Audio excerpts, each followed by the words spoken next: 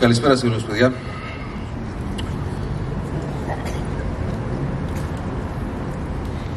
Είμαι Μακαρέτης, είστε μου. Πως συνήθως, αν πιένεις κάπου που έχει μουσικές, τραγούδια, ταινίες, αυτά, μην μιλάς πολλά. Άρα 2 λεπτά μόνο από τον χρόνο σας. Να ευχαριστήσω την Επαρχιακή Επιτροπή Λεμεσού για το event το οποίο η εκδήλωση που διοργάνωσε. Εντάσσεται στο θέμα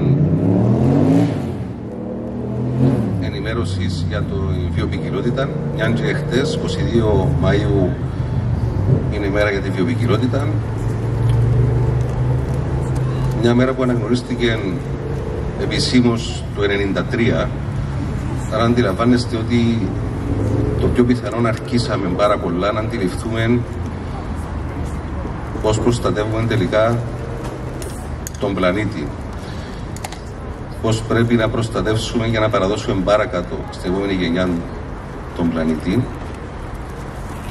και πώς πρέπει να φροντίσουμε που να μας οδηγήσει σε μια καλύτερη ποιότητα ζωής. Και τούτα είναι πράγματα που ζούμε καθημερινά στη ζωή μας. Να σας πω ότι σήμερα έτυχε να είχαμε το πρωί μια συνάντηση μαζί με τον πρόεδρο του Κυπριακού Οργανισμού Αγροτικών Πληρωμών. Απλά μια εθιμοτυπική συνάντηση για θέματα ενημέρωσης πληρωμών προς τους αγρότες. Και ρώτησα τον, φίλε Ανδρέα, το πιο μεγάλο πρόβλημα που είσαι σήμερα, φίλε, ποιο είναι? Τι είναι που αντιμετωπίζετε που να προσπαθήσουμε και εμείς να βοηθήσουμε όσον αφορά τον πρωτογενή τομέα? Και το τι μου είπε εντάσσεται ακριβώς και στα θέματα προστασίας της βιοποικιλότητας. Είναι τα φωτοβολταϊκά πάρκα τα οποία βλέπουμε να ξεφυτρώνουν όπως τα μανιτάρια, πας στα βουνά συνέχεια, τα οποία έτσι με έναν πολλά άναρχων τρόπων εμφανίζονται, γιατί ποτέ δυστυχώς δεν μπήκαμε σε ένα σωστό πολεμικό σχεδιασμό που να πούμε ότι υπάρχουν κάποιες περιοχές που πρέπει να προστατευτούν, ασχέτως του ότι πιθανόν να αποστερούνταν κάποιοι επιχειρηματίες κάποιον κέρδος. Και το βιώνουμε συνεχώς. Απλά δέστε μόνο το χώρο που είμαστε σήμερα. Ένας από τους λίγους χώρους που ακόμα κρατήσαμε στη Λεμεσόν, έναν υπέροχο χώρο δίπλα από τη θάλασσα, έναν πράσινο πνεύμονα της πόλης και επαρχίας Λεμεσού.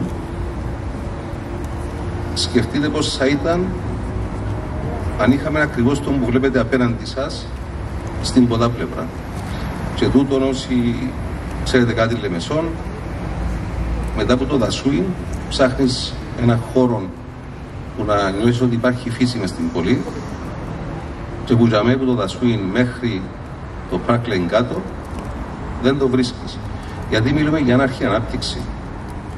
Δυστυχώς πολλές φορές για τα οικονομικά συμφέροντα η ανάρχη ανάπτυξη επενεύει και μέσα σε χώρους που δεν έπρεπε να μπει, μέσα σε θαλασσινές σπηλιές που δεν έπρεπε να εμφανιστούν οργανωμένα κόμπλεξ, μέσα σε χώρους όπου έπρεπε να προστατεύσουμε αρκετά είδη που δόξασε ο Θεός στη χώρα μας έχουμε, και έχουμε και αρκετά είδη τα οποία μοναδικά ανά το παγκόσμιο, τα οποία πρέπει απλά να φροντίσουμε και να παραδώσουμε και εμείς όπως μας τα παράδοσε η προηγούμενη γενιά.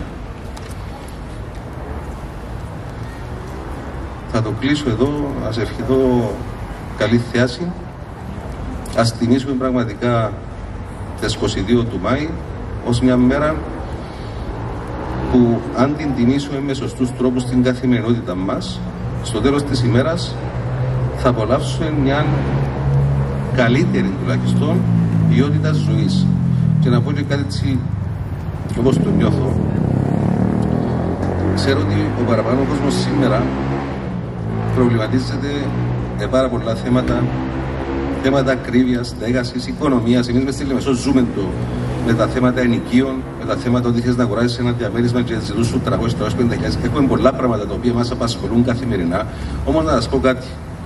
Επειδή τα πάντα μες στον κόσμο κάνουν τον κύκλο τους, να έρθει ο καιρός που να περάσει η ακρίβεια, να περάσουμε την οικονομική κρίση, να περάσουμε διάφορα σταδιά, αλλά αν στο τέλος της ημέρας δεν καταφέρουμε να διασώσουμε το χώρο που μας έδωσε ο Θεός ελεύθερα να απολαύσουμε και να περάσουμε από τα στάδια, δεν θα έχουμε κάπου για να επιστρέψουμε και να απολαύσουμε. Γι' αυτό είναι σημαντικό να το προστατεύσουμε. Καλή θέση σε όλους σας. Ευχαριστώ.